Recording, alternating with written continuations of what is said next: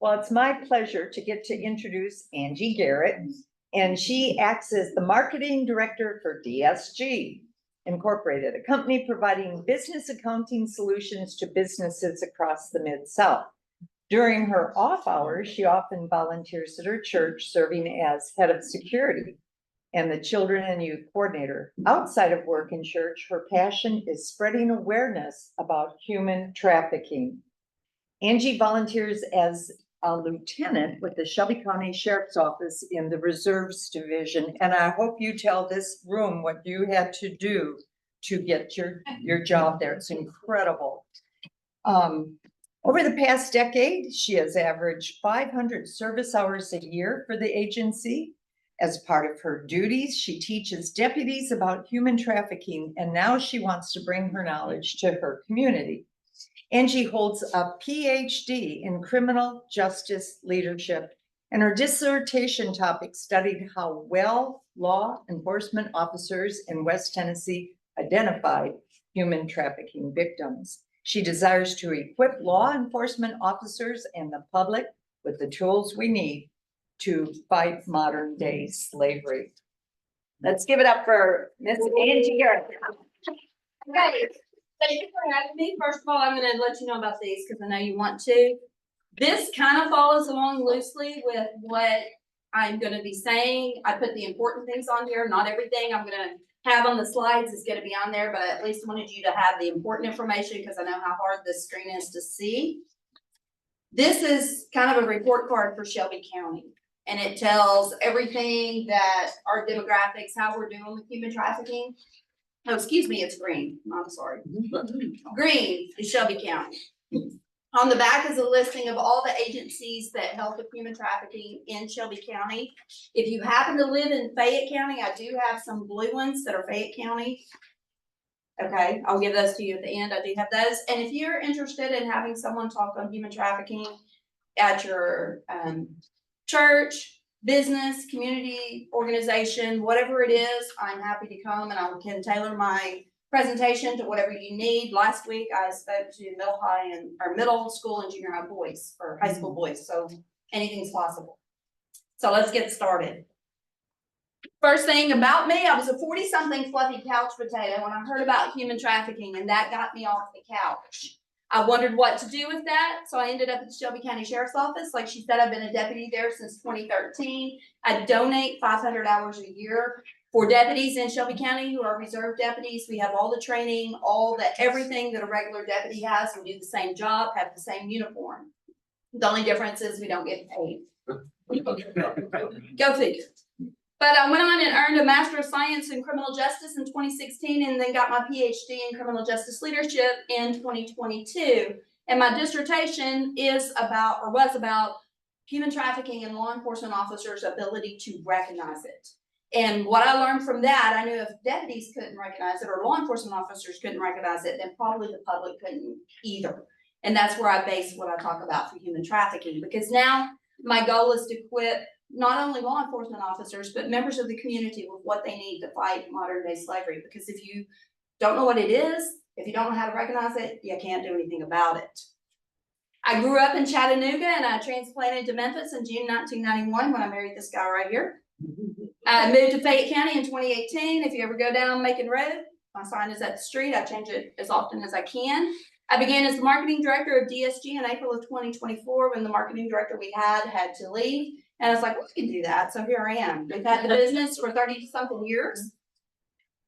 Yeah. It's okay. What? They won't turn the light out. Okay, if you do that, we're not gonna be able to see your face. That's all right. They don't need to see my face. Can you see it now? I can see. All right. I began as marketing director in 2023 for DSG, and we've had the business for over 30 years now.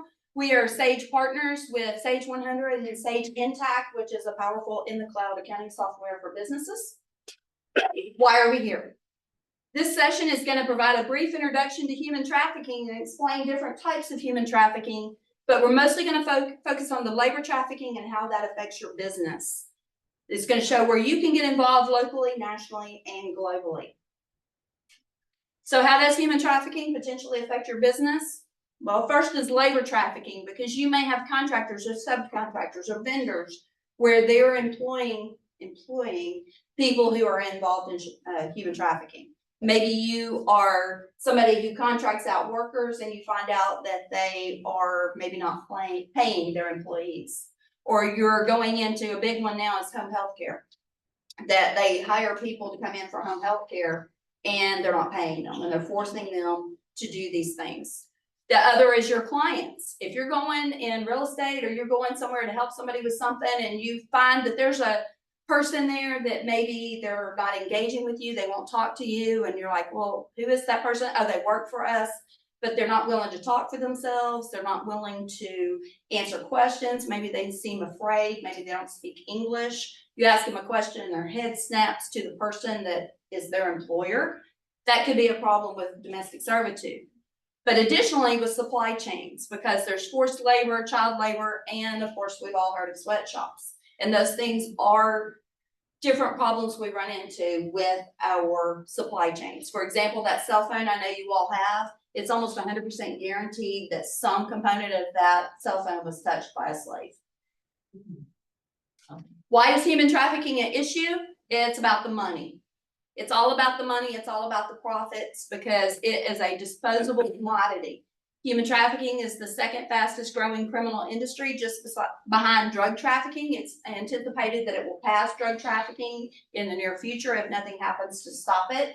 It's a growing problem with organized crime syndicates and our gangs because they found out if they sell drugs, they sell them once. If they sell firearms, they sell them once. But they can sell that person over and over and over and over. And one person working for a gang can make that gang $100,000 a year, one girl.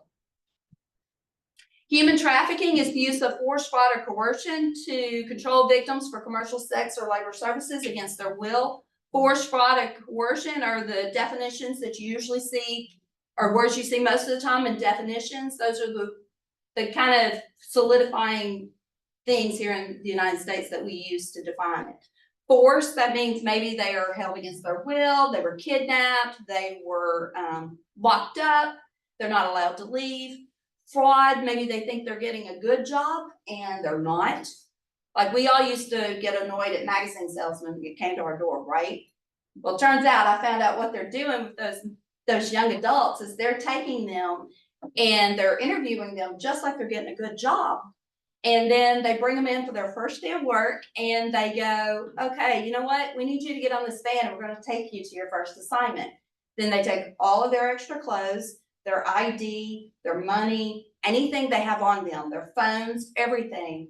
And they drive them overnight to a new city and they say, you get out and you sell X number of magazines or you're not going to eat today. And don't you dare think of leaving because if you do, we know where you live and we're going to go hurt your family.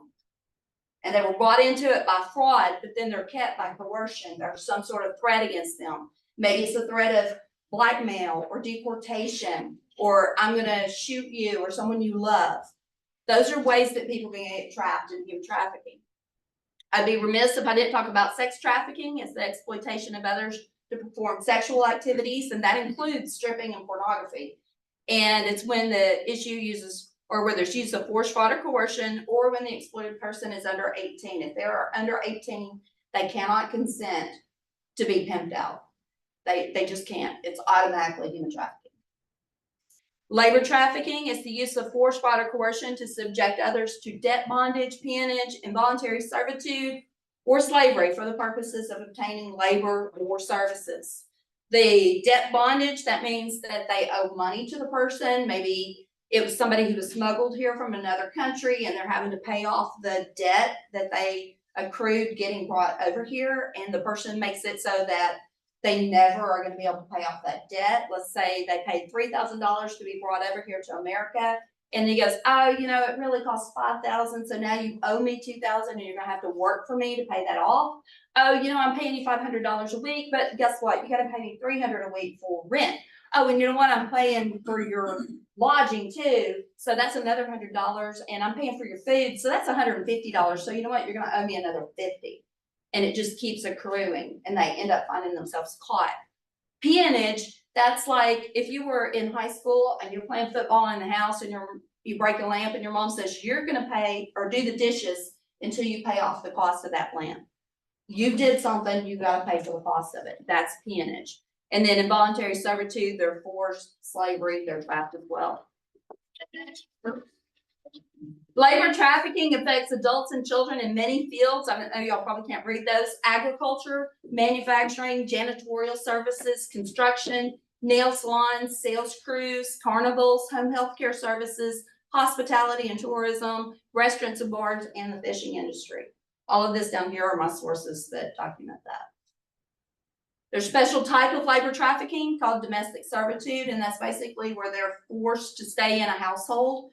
I've heard of one story, a girl who was brought over here from Egypt at the age of 8 with a rich family, and from the ages of 8 to 12, she took care of everything for that family. She did the cooking, the cleaning, the laundry, everything.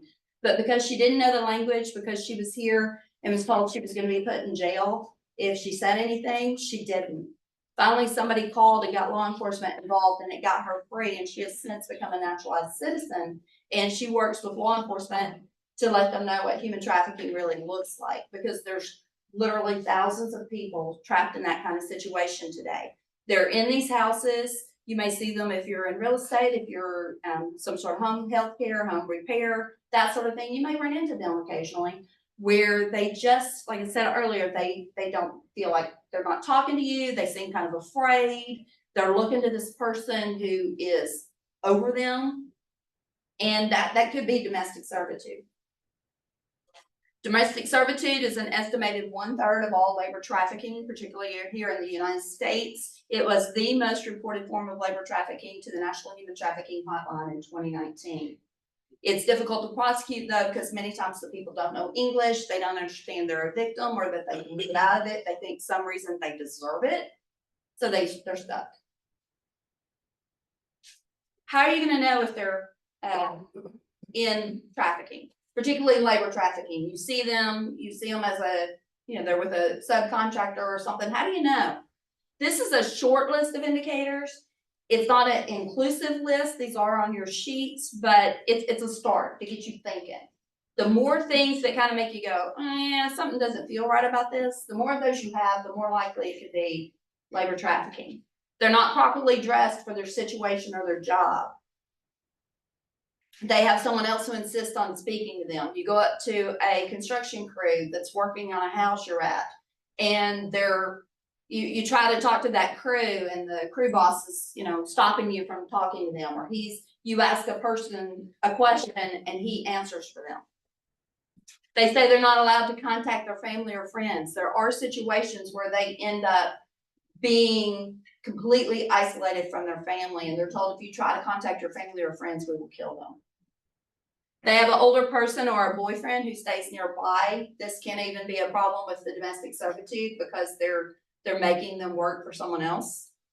They're deprived of their basic needs like sleep, medical care, food, or water, or whatever. You see them on that construction site and they work without a break. Now, it could be that they have a really high work ethic. We had somebody working on our house once that was a Hispanic crew, and their crew boss literally went and bought them snacks and lunch and brought it to them every couple of hours so they would feel guilted into taking a break. Because he said otherwise they would work 10, 12 hours without any break. And I really want them to take breaks. And so he would do that for them so they would want to be polite and take a break. So maybe that's the case. Maybe they have a high work ethic, but if they just work all day long and they're not taking any breaks, particularly in the heat of Memphis summer, that's a red flag.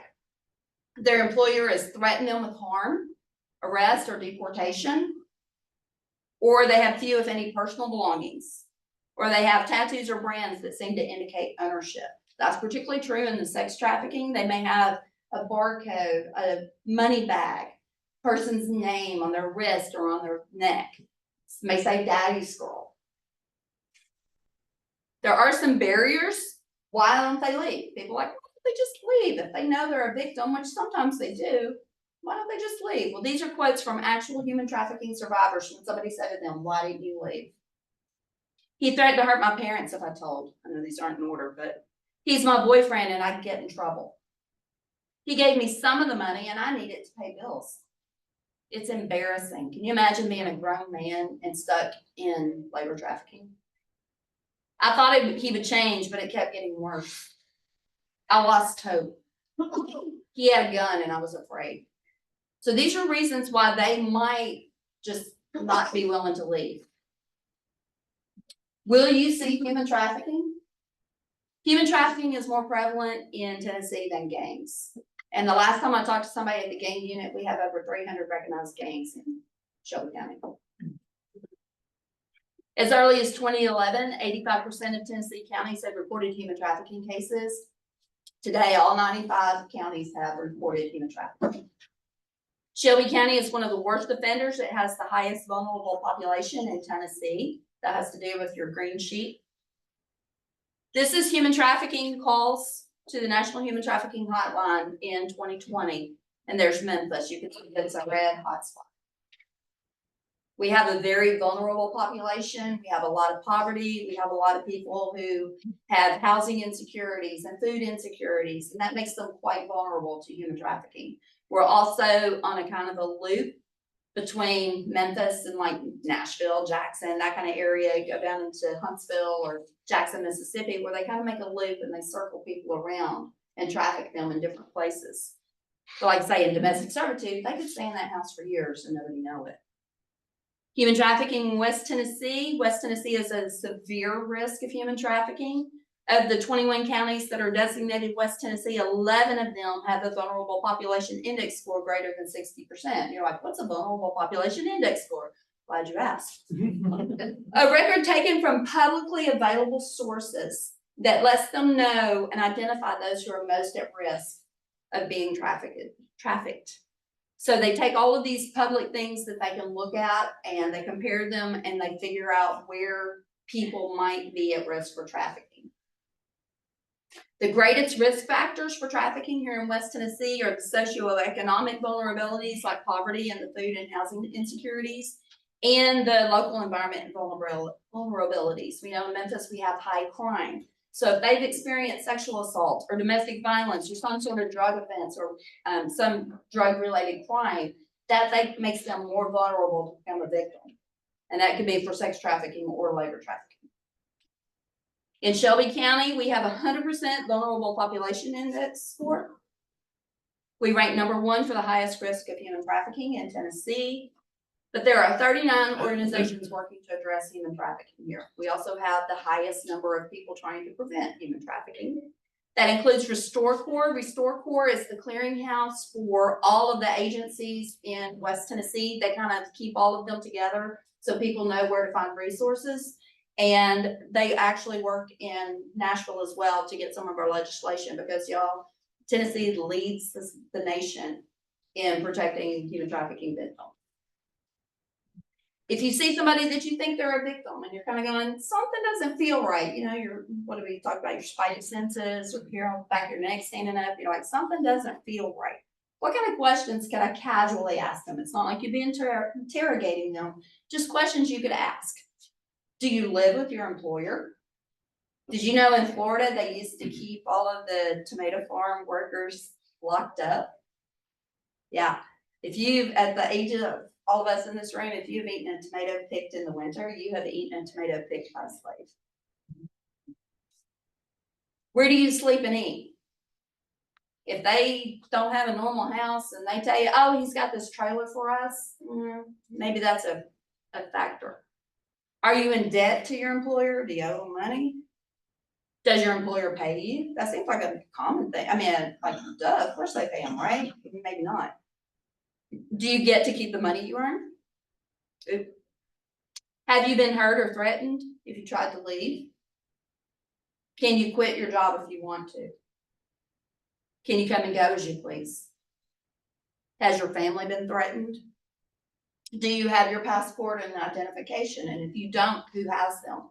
Because many times if they have somebody here who's in the country illegally or illegally, legally or illegally, they may keep their ID either way. They keep their green card, they keep their papers so that that person cannot leave. They're under their control. So you're like, okay, I see it. I think I need to know what to do about this now. What do you do?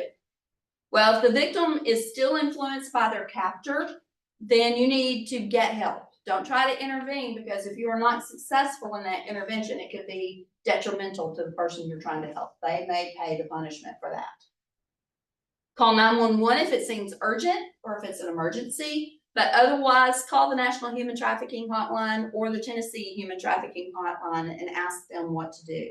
Those numbers and things are on the back of your pink sheet. If they've already left their captor, if they've gotten away from them, then call for them or give them the number for the National Human Trafficking Hotline or the Tennessee Human Trafficking Hotline. And they are going to be the best resource to let you know in that particular situation, where's your best place to go, who's your best person to call. If you think it's human trafficking or you even have a question about it, if you call them and say, hey, this is what I got, then they'll be able to advise you further. They may say, oh, no, that just sounds like it's messed up. Or they may go, you know what, that does sound like it could be an issue. We need to notify law enforcement. And they'll do that for you in a lot of cases.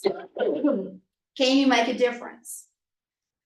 The U.S. Department of State's Office to Monitor and Combat Trafficking in Persons has a publication called 20 Ways You Can Help Fight Human Trafficking. Includes getting more training, let local, state, and federal elected officers know you care, tell them to find ways to fight it, and encourage schools in your area to develop protocols on how to deal with it. Because for the sex trafficking, we have girls in our schools, and even guys too, here in Shelby County, they go to school by day, and then on nights and weekends, they're pimped out. This QR code is also on your pink sheet, so you can check that out later if you want to. We also have a collaboration between the U.S. Department of State's Office to Monitor and Combat Trafficking in Persons and a group called Verite. They have a responsible sourcing tool.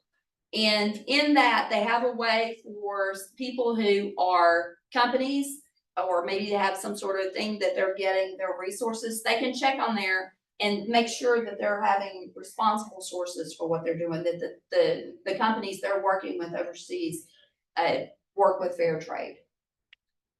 And then there's also the U.S. Department of Labor Bureau of International Labor Affairs. They have a thing called Comply Chain that's a business tool for labor compliance and global supply chains. It also has resources, a better trade tool, and a sweat and toil app and research on supply chains. It also has a list of goods and products produced by child labor or forced labor. So you can check that out, see where your suppliers are, and make sure they're not on that list. How can I get involved? State and local. Of course, there's Restore Corps, but there's a lot of other different places. Many of those are listed on the back of your green sheet. You can volunteer there for your time. They'll certainly take your donations financially. You can certainly pray for them. Nationally, we have Polaris. They run the National Human Trafficking Hotline. And then we also have some others. I don't know if you can see them. It's Not for Sale, 11146, Salvation Army, A21, and Destiny's Rescue. Internationally, we have International Justice Mission that leads the way in fighting human trafficking. And Set Free, Shared Hope International. Where can you get more training? There's lots of places. And the last thing, Slavery Footprint. If you want to know if you have slaves work for you, scan that. You can put in your personal information, like how many cars you have, size of your house, that sort of thing. And they will tell you how many slaves you work for you. Last time I did it was 55. Nothing happens just because we're aware of modern day slavery, but nothing will ever happen until we are. That's Gary Hagan, founder of International Justice Mission. And Dr. Martin Luther King said, our lives begin to end the day we become silent about things that matter, and that's why I'm here. And William Wilberforce, who helped stop trafficking in England. You may choose to look the other way, but you can never say again that you did not know. That's it. Yes. You mentioned Tennessee as a leader in protecting human trafficking victims. Mm-hmm. What does that mean? That means we have the most legislature in place to protect those victims so that they are not prosecuted by the law. For example, we have our minimum age to charge with prostitution is 18. We also have certain laws in place that we're putting into motion that will help them find safe houses, that will put more teeth in the prosecution for the traffickers, that makes us not be a desirable place for people to traffic. And they're constantly working on this. Yeah. What happens to the people who are rescued? Let's say they've been brought in from somewhere overseas and they're just here, they have nowhere to go. They really don't have anywhere to go back home. Yeah, many times we have safe houses that they can go to, depending on the type of thing. We have job counseling, there's different all those different organizations do different things, and some of them will help them find housing, find jobs, find all the different things they need to So start they don't fresh. get deported. Sometimes they want to go home. At that point, they want to go home. And then at that point, they're assisted on how to get home. But they don't usually deport them, yeah.